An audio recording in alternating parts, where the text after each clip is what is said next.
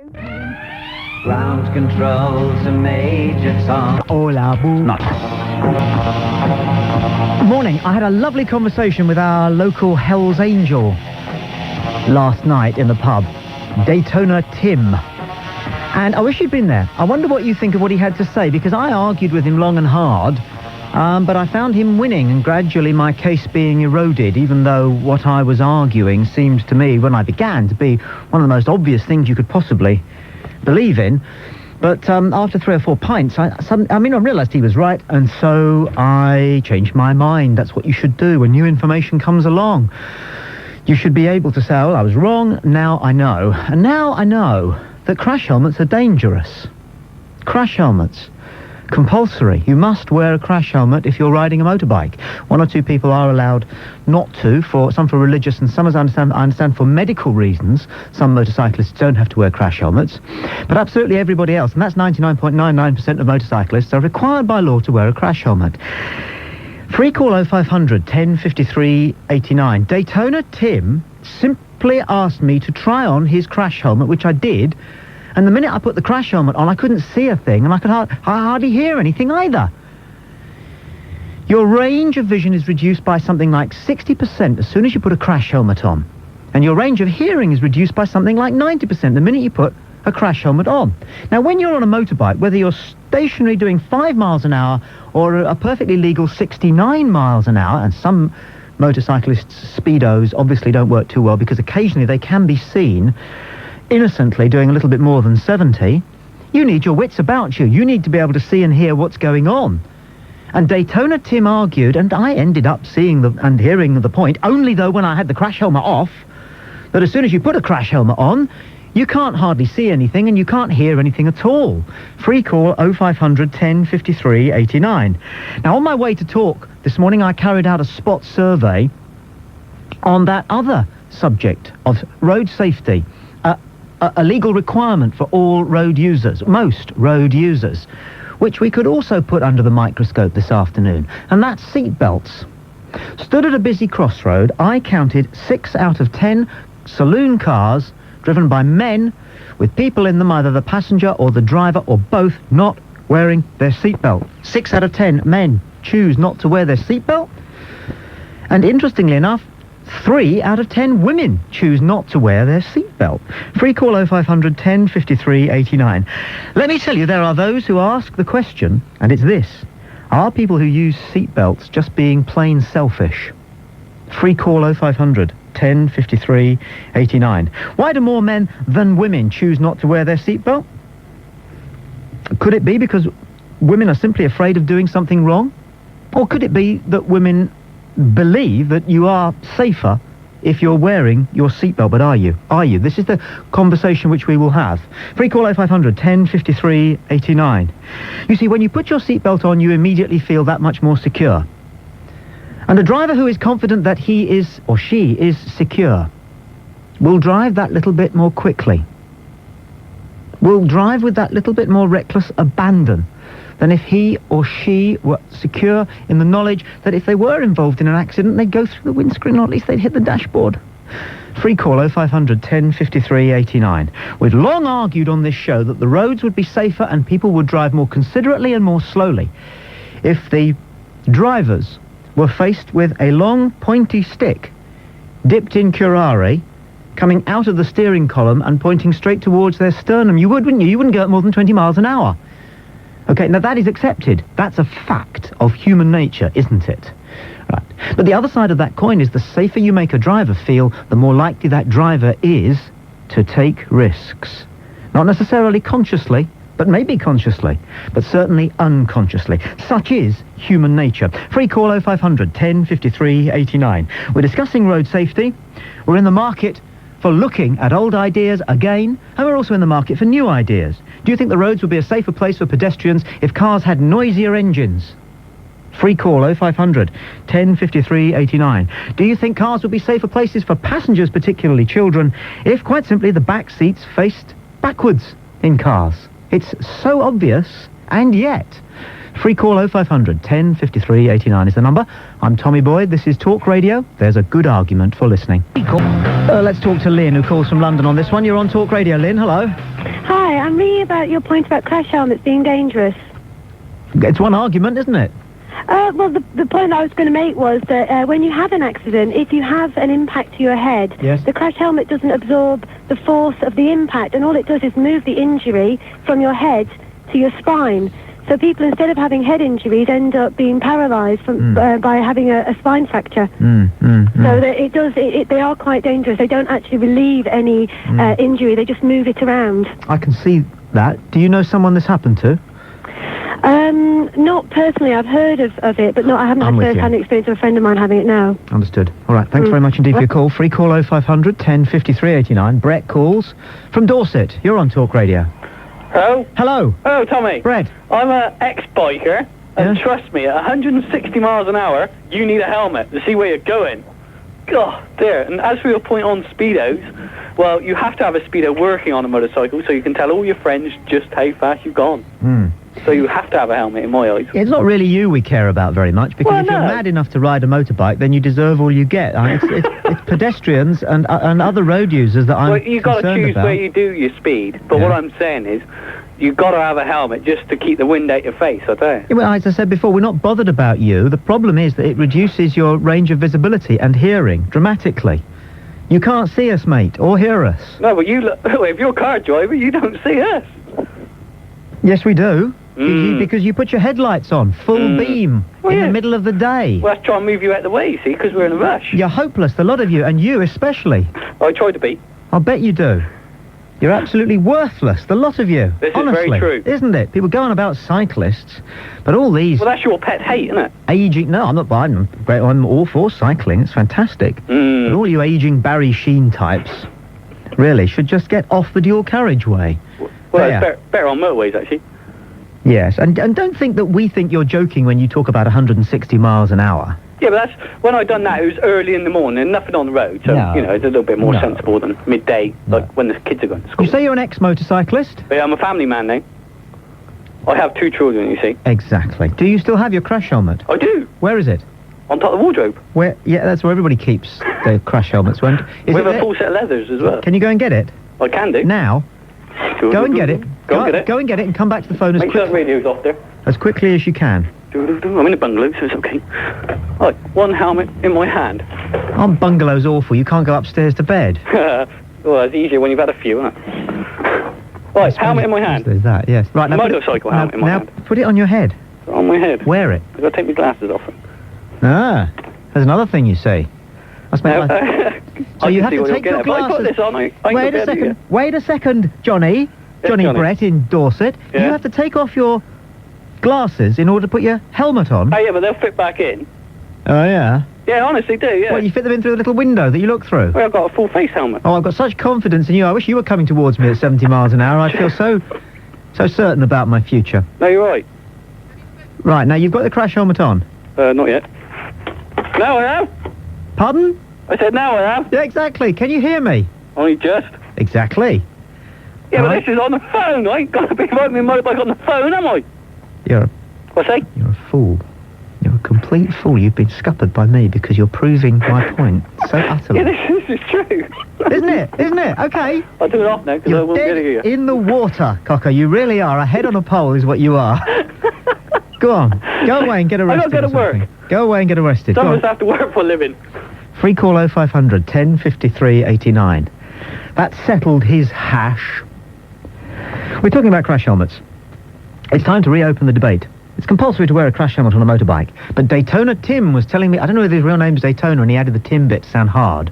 But anyway, he told me that crash helmets are responsible for a great many mishaps on the road.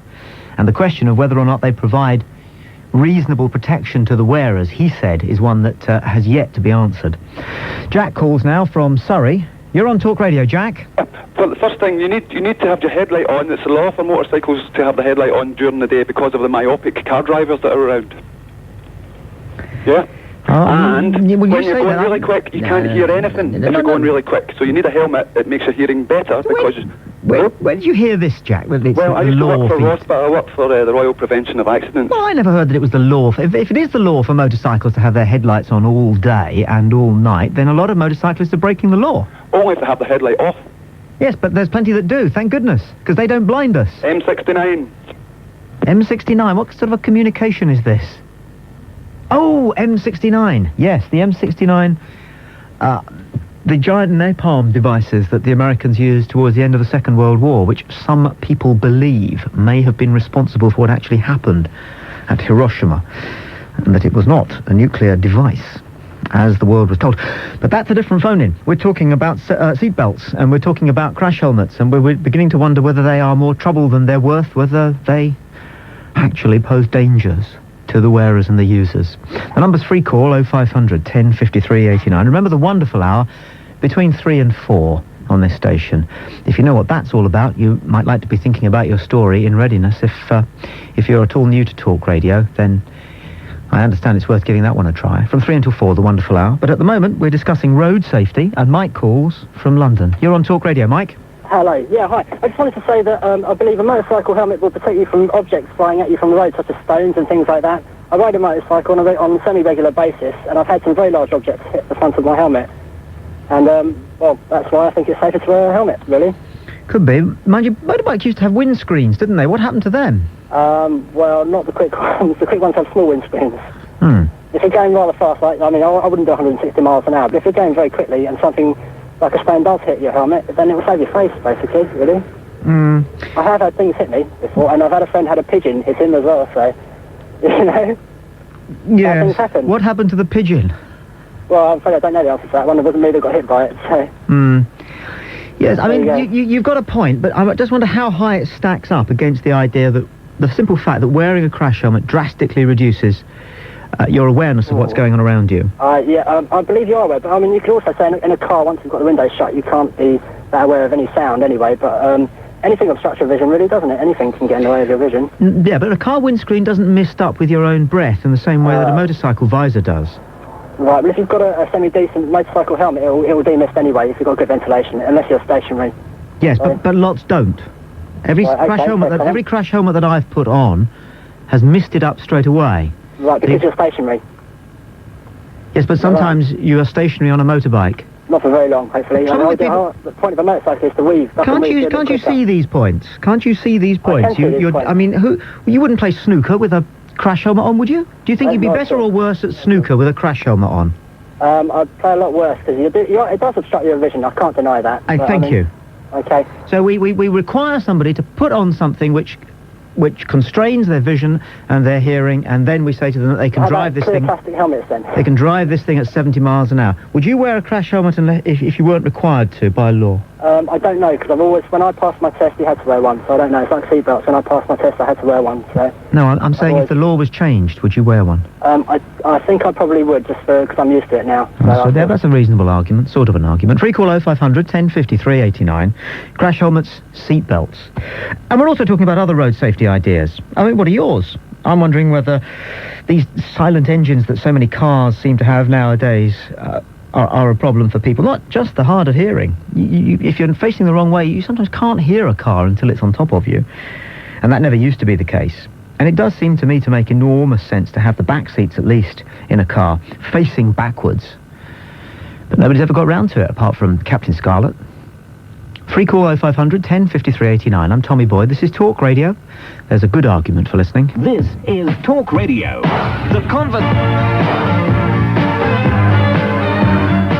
It's crash helmets and safety belts. All devices to do with safety on the road. We've got to keep them under review, haven't we? Keith calls from Staffordshire. You're on Talk Radio, Keith. Good afternoon, Tommy. Good afternoon, Keith. Crash helmets, very good thing. Nothing wrong with them at all. Warm, comfortable, safe. Put a communicator in them, you can talk to your passenger. That's far safer than turning around and asking what they want. Well, what are they going to want behind you? Stop for a pedal. Well, they could tap on your shoulder. Stop for a cup of tea. You don't turn around every 5 minutes and say, what do you want? Do you want anything? If they want anything, they tap on your shoulder. You're turning around looking at other motorists, that's the main thing. Your argument's very flimsy. Is it? It is. Flimsier than off-licence carrier bag. And just as transparent. And you're better off wearing one for the weather. No. Your hair doesn't get soaking wet. Runs down into your... Oh, don't be a wimp. What's wrong with a bit of rain? Nothing. Well, it's wonderful, especially in this country. We get it all the time, don't we? You're not a proper motorcyclist if you'd rather wear a helmet. Well, yeah, I hadn't used to wear a helmet years ago, but when it came compulsory, I do. Yes. But I don't regret it, because I think they're very good things. Plus the fact that your head is the most, vulnerable part of your body. No, it isn't. Well, what is then? Well, I can think of several bits of my body that are much more vulnerable than my head, if you don't mind me saying so. You get your head bashed, and, you've got more repercussions than anything else, a bad knee or a cut foot. I've suffered 2 fractured skulls, Keith. I'm on home territory. Do you want the argument? Well, like I say, your head's still the most vulnerable part of the human body. Yes, I've also suffered 1 hernia playing cricket, and I know what I'd rather not have. Yeah, I know. So, like I say, in a serious injury, your head leads to other things. It's the most delicate part, isn't it, the head? Yeah, this is bog standard stuff you've got here, Keith. Crash helmets are not necessarily safe. We are concerned about the lack of vision, the lack of hearing in a crash helmet. I've never had to worry about the lack of vision. And then there's oxygen starvation. No, that either. Yes. I haven't had that either. I was keeping that one up my sleeve until I got someone like Keith from Staffordshire. I've had none of them problems at all. Well, nobody knows when they're suffering from oxygen starvation. Well, I do, because I start gasping, I should think. Do you know what the cure is for stage fright on the West End in London? Stage fright? Yes. What, deep breaths? No. What is it then? The cure for stage fright in London, if somebody suddenly gets the shakes and can't go on, right, they put a crash helmet on them, put down the visor, and then they have to re-inhale their own carbon dioxide. This is a fact. And inhaling carbon dioxide does tend to steady the pulse and settle the nerves. Well, like I say, I've never had to worry about that with a crash helmet on. It reduces the alertness and the awareness of the person with the crash helmet on. You can get 2 types of crash helmet, You can get a full face crash helmet and an open face. So with the open face, you never see the open face ones, do you? Because I rode with an open face one for years. All these Johnny racers, they wear these things with great big sort of chin guards across, don't they? Oh yeah, but like I say, I rode an open face crash helmet for years before I had a full face. Most buildings in built-up areas, have a sign outside the door that says no crash helmets. You know why that? Helmets? Yes, that's right. What's that for? Well, because they didn't want motorcycle couriers wandering around the building bumping into things. Yeah, well, and that's a fact. No, this is a fact, Keith. Yeah, these are facts. You can also get a helmet with a flip front, and it becomes a full face or an open face. So that's versatile, isn't it? They cause more accidents, Keith, than lives they save. There's no question about this. No. This is the argument. Terrible. If you fall off a bike and bump your head, a slight bump, and the crash helmet would save you. You talk to Daytona Tim about it. He knows. Well, he's probably part of the MAG, which is the Motorcycle Action Group. He believes there's a conspiracy. He believes that the government that introduced compulsory wearing of crash helmets were in cahoots with the manufacturers of crash helmets. No. Yes. No, well, That's what he believes. That's what he believes. And another point, the chap who said that riding with the headlights on is compulsory? Yes. Not in this country. It is abroad, but not in England. There you are, you see. So many people call this show, and so fragile are their facts. Thank you for your call, Keith. Let's talk to Brian in the Wirral. You're on Talk Radio, Brian. Afternoon. All right, I want to totally agree with you. There. All the way. There. I drive a motorbike, and these people who say, what happens if you've got a fly or a stone in your face at 160 mile an hour?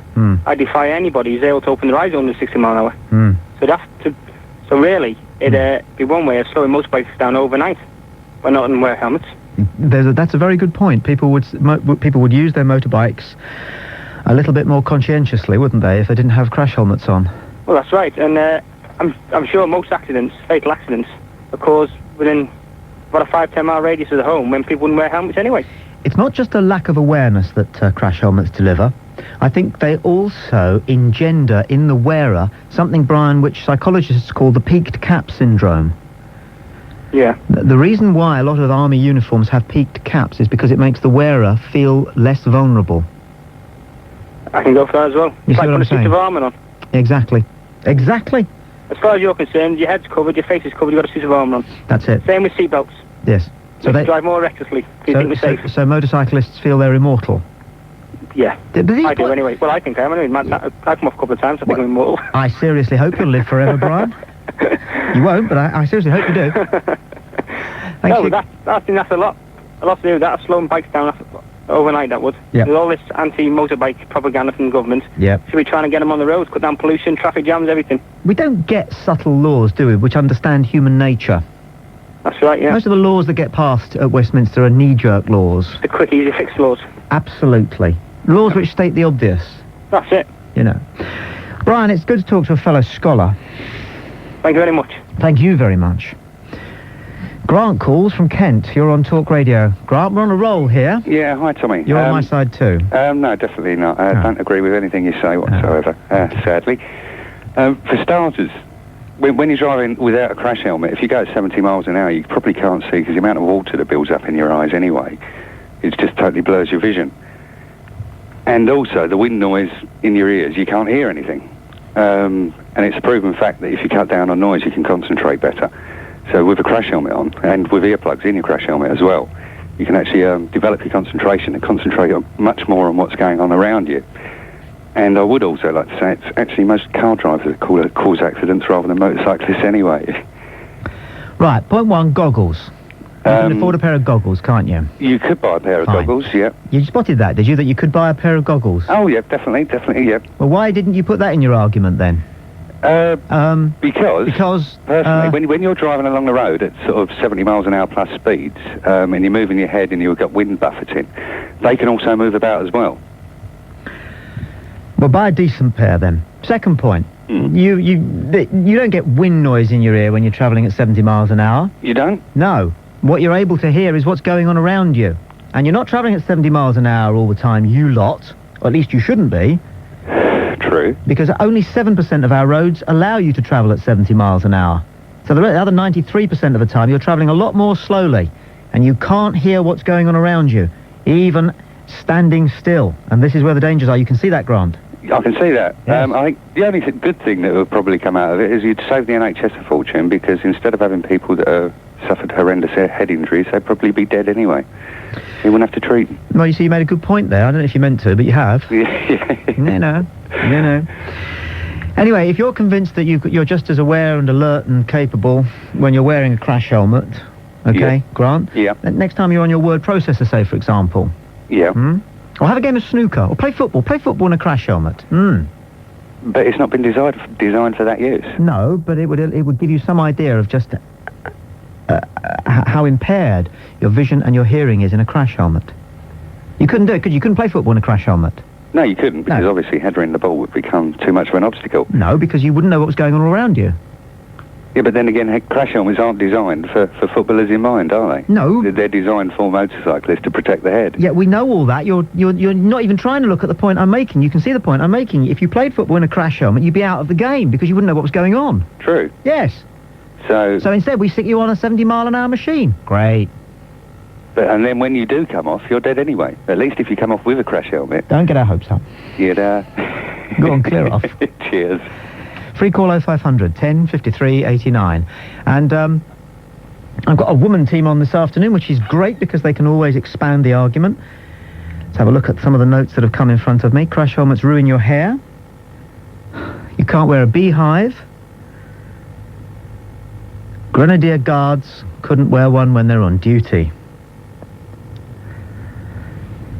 Yes. Nikki calls from Berkshire. You're on Talk Radio, Nikki. Good afternoon. Hello. Hello. Hello. Right, where do I start? Over there. Right, don't wear crash helmets when there's a sign saying don't wear crash helmets. It's nothing to do with bumping into things, Tommy. Come on, it's robberies. They don't want you to rob the place, and it's a good disguise, you see. You really slandered the nation of motorcycle wearers now. No, it doesn't mean they're going to, but the banks are worried that because you're wearing a crash helmet, you're going to come in and bop them on the head or something, so that's what that's all about.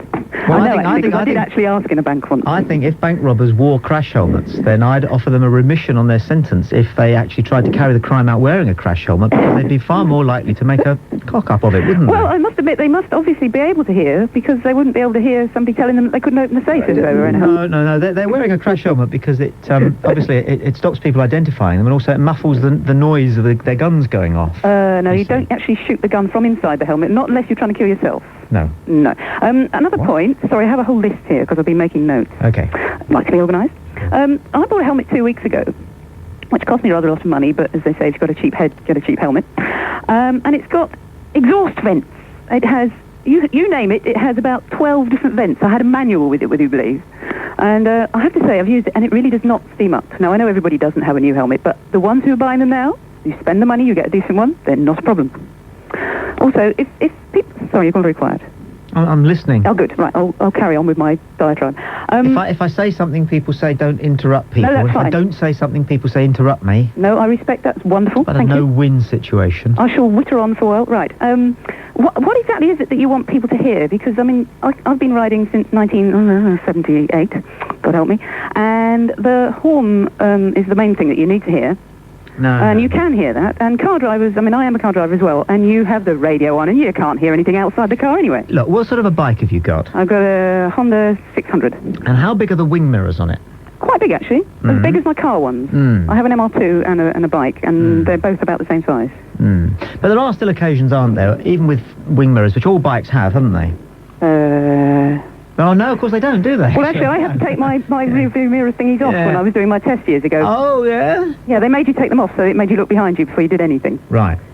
Okay, Which you can see, by the way. You can see behind you wearing a helmet if you bother to turn your head. Yeah. Yeah, well, I think you're making that up. You can't see right behind you with a crash Well, you helmet. can't... How many car drivers actually turn around in their seat and look behind them? Come on. Well, they've got rear view mirrors. They don't Yeah, have we've got to. rear view mirrors. No, and but you not can- above you. You haven't got above you. You look them to either side of We you. don't need one above you. You do.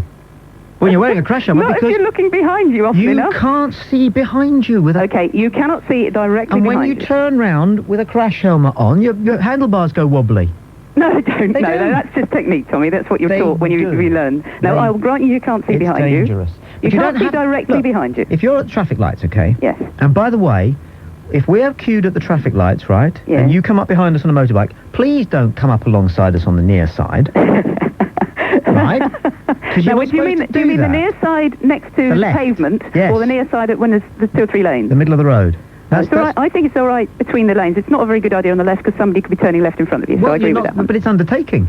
I agree. No, You I can't agree do on it. the left. It's That's illegal. fine. But when there's Hopeless. multi-lanes, no, I think that's fine. Hopeless. But if you're stood at the traffic lights on Yep. a motorbike, right? Yep. Okay. And something comes up behind you. Yep. You can't hear that unless you've got your crash helmet off.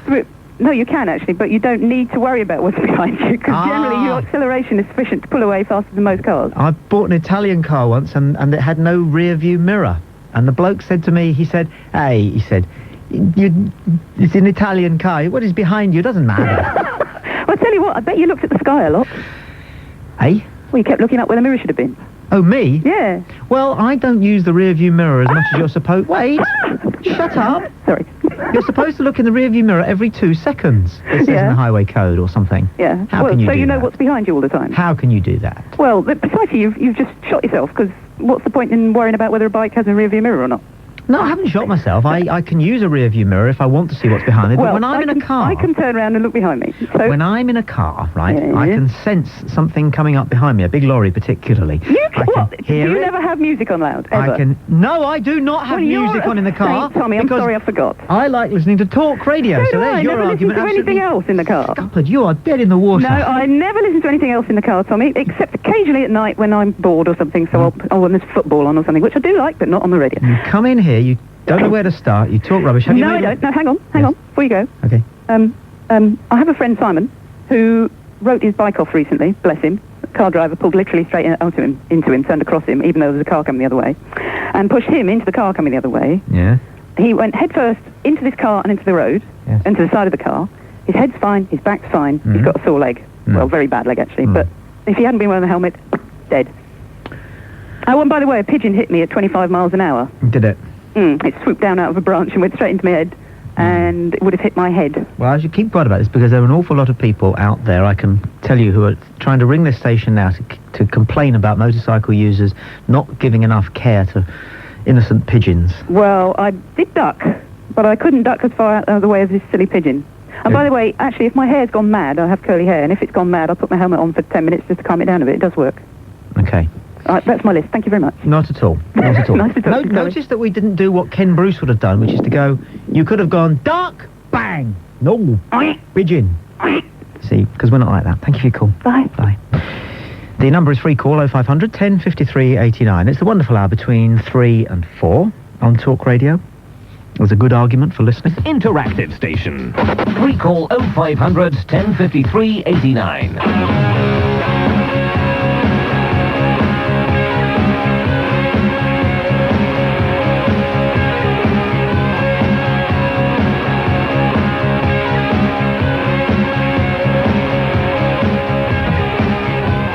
Mike calls from Warwickshire. This is excellent. Mike's an expert. You're on Talk Radio, Mike. I wouldn't describe myself as an expert, but I'm a noise and vibration engineer working in the automotive industry in the Midlands. I don't actually sort of defend... I think you're suggesting that motorcyclists are a little irresponsible. I'm not going to argue against that, but I think what you suggest that helmets actually cut down on hearing and sight is perhaps a little flawed.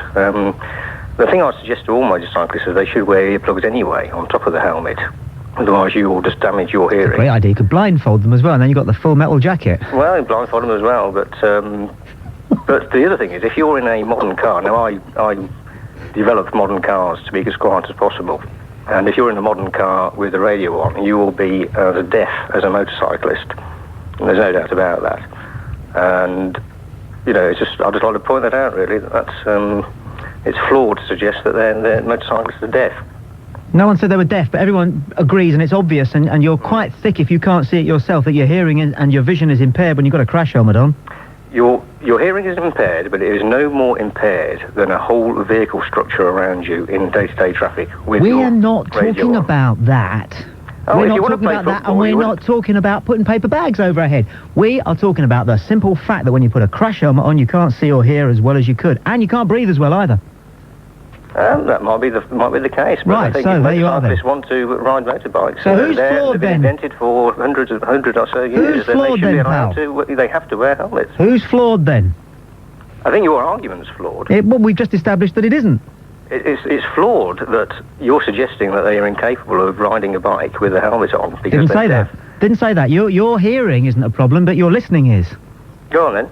What do you mean, go on then? We've been going on for 45 minutes. I'm just pointing. If you're out an expert, salient give me an amateur. I'm just pointing out salient facts. Yeah, no, you're not. You're arguing that the motorcyclists can't hear and can't see. No, I didn't say that. I am against that argument. Honestly, on a Friday afternoon, can't I have some peace?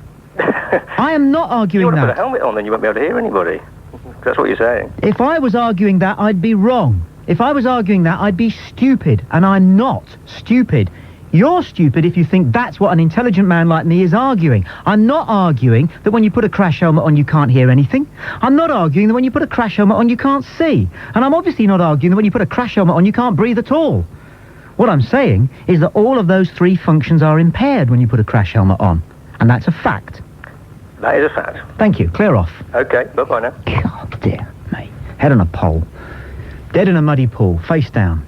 I ask you. And he was an expert. Gary calls from Suffolk. Gary, you're not an expert, are you? Oh, I'm an amateur. Excellent. Total Welcome to the show. That's it. As the last expert, I'm letting on. Yeah. No, it's just a few things that I've read. A guy earlier on mentioned MAG, Motorcycle Action Group, which I'm a member of. Yes. There's been some studies on motorbike helmets, and I can't state exactly which ones they are, but I can give you the gist of what they are. Yeah. With a helmet, when you're saying it actually makes you quieter, it doesn't actually. A helmet actually acts like a bell. And as it vibrates, it makes a load of noise in your ear. Also, it's been the level of noise. If it was a factory, you'd have to wear earplugs. You'd have to have health and safety and everything. That's the level of noise that you actually get, and it actually makes people deaf. Yes, there you are. Which you have to be careful of. Also, a motorcycle helmet, if I'm trying to remember rightly, is only tested for a 13-stone man at 15 miles an hour. So over that, it's useless anyway. That's the BSI standard, which, you know, the stamp you get on the back. Yes. So over that, it's useless. And going back to why a 13-stone man, then? Are motorcyclists generally on the big side? I suppose they are. We have we like our food. No, you mentioned it. They are all a bit full size, aren't they, motorcyclists? Yeah. It's a lot of weight you got to pick up with some of those bikes, you know? So what's the average age of a motorist, then? If the average weight of a motorcyclist is 13 stone? I wouldn't know. It's just that's the standard that they used. Very interesting. To actually test them. Yeah, and of course we don't see them going at 15 miles an hour too often, do we? So over 15 miles an hour, yes, the helmet's pretty useless anyway. It's not tested for over that. Because what they do, they actually test it for how hard it is. So when you come off, your head bounces. This is something else they found. Your head bounces. What happens is your head bounces, it severs the spinal cord. Okay, thank you. Which is not good. No. So what they found is that when they test them, they should actually test them for crumple.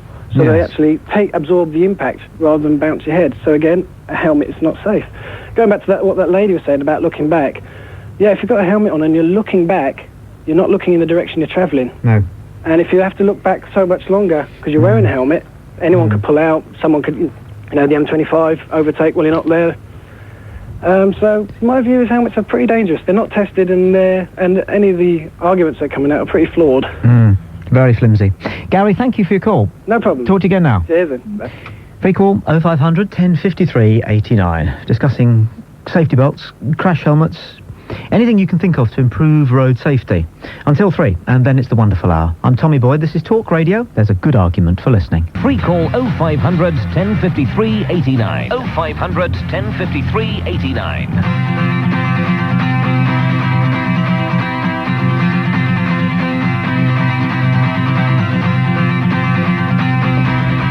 See, maybe you could extend the argument to children's bicycle helmets. Now, we've all been persuaded, haven't we, if we've got children, that they have to have one of these helmets. Because we see other people with their children with their helmets, and we think, well, we'd be just reneging on our duties as a parent to protect our children. And we worry about them so much anyway, because there are so many big lorries on the roads and so many potholes down by where you cycle. So we buy them one of those helmets, and then we can't do them up properly. I'm sorry, but you can't. 9 times out of 10, if there is an accident when your child is out on a bicycle wearing a helmet, it's because the helmet slips right down or over the eyes. We've had that happen.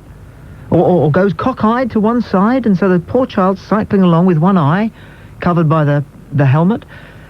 And free call 0500 1053 89. Jan calls from Somerset. You're on Talk Radio, Jan. Hello, Tommy. Hello, Jan. Yeah, for once in your life, Tom, I agree with you. I suppose everybody says that. I hear it on the radio all the time. Crash helmets, one thing you've missed is the temperature inside them during the summer. Thank you. If you are a dispatch rider, as I was for many years, in the central London, on a motorcycle, it is a nightmare. Nightmare. You can't concentrate, you can't think of anything else. Can't breathe, can't see, can't hear. It's just the physical temperature is like somebody hitting you sometimes. It's so hard. The other thing is, when jockeys fall off a horse and get taken to hospital, they have to cut their boots off. That's right. Okay. If you are involved in an accident, you're wearing a crash helmet, how do they get the crash helmet off? Oh, God knows. You're always told not to remove it anyway. Well, they can't x-ray you with a crash helmet on, can they? I'd have thought not. So have they got great big industrial shears or a buzzsaw or something? I'd like to know. Strange ideas you have, strange ideas. It's worth bearing in mind, isn't it? You're not a dispatch rider any longer. No, I survived. Yeah. I got through, I survived. Yeah, what do you do now? Me, I'm a housewife. Marvellous. I'm just trying to stop my child from destroying the house, which is... Go on to something else quickly. Wonderful hour. We've just moved, and he's had a wonderful hour this afternoon moving around all the plant labels. Isn't that great? Isn't that fantastic? How old is he? 2. 2. And I've got to go and pick the other ones up from school now. All right. We'll drive safely. Okay, thank you very much. Cargo. Bye, Jan. Here's Stephen in Birmingham. You're on Talk Radio. Stephen, hello. Hello, Tommy. Hello, Stephen. I'm just phoning up to say that I'm just about to wait to go on dialysis at the moment. Yes. I've been waiting for 10 years, over 10 years for a transplant. Yes. And truly the knock-on effect of seatbelts and crash helmets is the fact that there's fewer transplants. Would you agree with that? Right. Right, okay, yes, I can see your dilemma, really. You would like more people to be killed on the road. Give other people a fair chance. Yes. No, it's reasonable. It obviously, from your point of view, it would make your life... the alarm of the machine just going off. Make your life a lot easier. Are you on your machine now, then? No, I'll be on within the next 10 minutes. All I've got to do is just put 2 big needles in my arm. Right. What you really need is for someone to skid under a juggernaut. That's what you're saying, isn't it? Well, I mean, with lack of snow and ice each year, especially around the Birmingham area, I mean, it's not looking very good for me. Well, I'd love to help, Stephen, but mine are very small. You only need 20% of one kidney. But there's also something odd about my kidneys. I've got 3 ureter. So, I'm sorry. Okay, though. I'd love to be able to help, but if anybody would like to donate a kidney to... Nah, stupid idea. Cheap. Thank you for your call. Rightio, thank you. Hey, listen. Yeah? Yeah, get well soon and whatever, won't you? Rightio. Yeah, good fella. All right, cheers. It's nice to know that even when you're suffering from, a seriously debilitating and very discomforting and no doubt fearsome complaint, you can still have a sense of humour and phone this programme and talk nonsense. I love it. I'll remember that call for a long time. Free call 0500 10 53 89. Here's Simon in Dorset. You're on Talk Radio, Simon. Hi, Tommy, first-time caller. I have to agree with the other gentleman. This is the first time I probably agreed with you for I don't know how long. But I think there's just too much control anyway. I mean, why should we have to wear a crash helmet? Absolutely. Why should you have to wear seatbelts? Why? Why? They want us to live for a long, long time. Why? Well, indeed. I mean, why? You used to be able to go on the continent not so long ago, and you'd see children, well, kids on small motorbikes, wearing the crash helmet over their arm, because the law was that you had to wear a crash helmet. They didn't tell you where you had to wear it. Is that right? I like that. Yeah, you used Isn't to see that that great? quite a lot. And it'd be interesting to know what the law here is actually. Yes. And speed limits. Yes. I drive HGV lorries and run an agency that supply HGV drivers, and one of the biggest banes is the speed limiters, which means that you can't drive a big lorry more than 52 miles an hour. It's governed down to that with an electronic device. Well, how would it be if all cars had the same device put on to stop them going over 70? I mean, 70 is positively pedestrian on motorways. Crawling along. It is. It is, and I've never known anybody be prosecuted. I'm going to say this, I've never known anybody be prosecuted for doing, say, 75 on a motorway, so I have a feeling... Or 80. Nobody gets stopped for doing 80 miles an hour. I've never heard of it happening unless, of course, I mean, it may happen if somebody is also driving irresponsibly at that speed. Well, of course, that's the label they put on it, don't they? That if you go above that speed, they just say you're driving dangerously or without due care and attention. Right, but are we agreed here that speed cops tend to think that the law of 70 miles an hour on motorways is pretty much unenforceable? Or not worth enforcing, even? I shouldn't think it's worth it, because, and if you're going to have a maximum speed limit, I think there should also be a minimum speed limit. I know they once prosecuted a woman who was doing 70 miles an hour in the outside lane on a motorway because she wouldn't move over and let anybody out of the way, and a huge queue of traffic built up behind her. And her argument was that they shouldn't have been trying to overtake her because she was doing the maximum speed. It's a fair argument, isn't it? Well, they copped her. But there should also be, you should be allowed to overtake on the inside. If people we're not used to it in this country, but in many countries you're allowed to overtake on either side. And once you're used to that, it's there's nothing wrong with it. The other thing you have to get used to abroad is the use of the horn. In this country, if anybody toots a horn, everybody goes, what have I done? Well, it's an insult tooting a horn in England, isn't it? But abroad, it's just a way of saying, here I come, or thanks very much, or, you know. There's got a whole language, hasn't it? I lived in Taiwan for a few years, and the first thing a Chinese driver does when he gets in the car is turn the key on and then put his hand on the horn. Do they really? Very first thing he does. Why is that then? What's that in aid of? Just to let him know, everybody else know that he's there. To let him know that he's starting his car. And your point about crash helmets and boys wearing their crash helmets on their arms on the continent reminds me, I've got a pal who doesn't wear his seatbelt. I never wear mine. Won't wear his seatbelt, but he's got a car that goes beep, beep, beep, beep, beep if you're driving along and you haven't got your seatbelt done up. Oh, God, I have that disconnected straight away. No, what he does is much simpler. He puts the seatbelt thing into its buckle and then sits on it. Sits on it? Yeah. See? Yes, I used to do that in a Volvo, because a Volvo flashes a light at you all the time until you've connected it up. No, a Volvo goes... And after about 20 miles, it can begin to get on your you-know-what, can't it? Yeah. I just think it's an imposition. I think you should be allowed to go out and kill yourself if you want to. Yes. No question anyway, that's about all I had to say, Tommy. I'm very grateful for your call. Not at all. There was that Neville Shute film. I think it was called, not On the Waterfront, On the Beach, in which the world was about to end because a nuclear war had taken place and a huge radioactive cloud was threatening to do away with all of civilization. The character played by Fred Astaire decided he wanted to end it all before that happened. Everybody did. Lots of people were taking pills and things. Do you remember the film? Did you see it?